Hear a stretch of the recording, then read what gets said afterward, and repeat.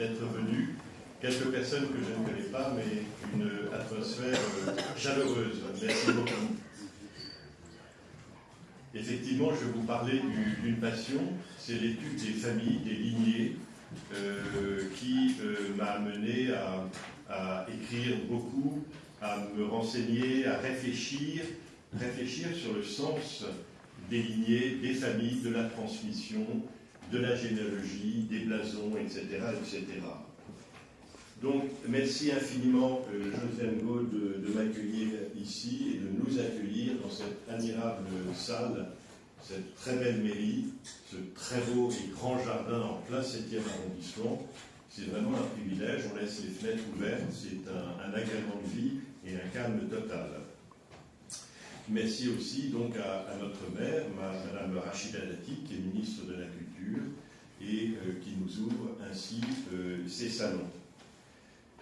Un de mes adages préférés est « L'être humain est un palais et un musée. Chacun d'entre nous ici est un palais et un musée. » C'est-à-dire que nous avons chacun des trésors immatériels en nous, qui sont notamment nos ancêtres. La civilisation qui nous entoure, les civilisations en Chine, sont faites par nos ancêtres et continuent à être faits par nous, chacun, dans nos métiers. Je vois ici, je connais très bien ce que font les uns et les autres. Donc il y a une perpétuation, une transmission, une continuation. Donc c'est vraiment important d'en prendre conscience. On a tendance à séparer les très belles choses qui nous entourent de ce que nous sommes. Or, ces boiseries ont peut-être été peintes par un de vos ancêtres. Peut-être qu'un aide de l'architecte, à l'époque, était un de vos aïeux, ou un cousin d'un aïeux, ou quelqu'un qui a rencontré un de vos proches. Et ça, c'est valable pour tous les pays. En Chine, une civilisation de 6000 ans, s'il vous plaît, il y a une richesse historique extraordinaire qui explique l'amitié entre la Chine et la France, qui est très marquante et qui est très largement fondée sur le patrimoine. Le devoir de mémoire est donc très important. Et si on oublie, eh bien on ne transmet pas et on oublie qu'on a été connecté à des choses extraordinaires dans le passé, par nos aïeux. Donc il faut rendre hommage, ça permet de comprendre, ça permet de se comprendre et ça permet d'apporter soi-même le meilleur à la société, puisqu'on reçoit, donc on peut redonner.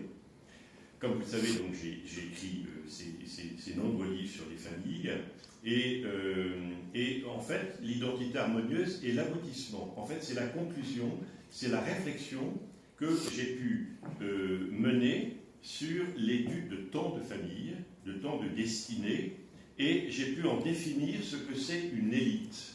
Une élite, c'est un mot qu'on entend beaucoup, qui résonne plus ou moins différemment, mais qu'il est très important de définir. Ce que je peux déduire, c'est que le critère qui permet de définir les vraies élites, et ça c'est fondamental, c'est à la fois simple mais à la fois fondamental, c'est le service du bien commun. C'est ça qui sert à déterminer les vraies élites. C'est tout simple, mais il faut bien se fonder sur cet aspect-là des choses.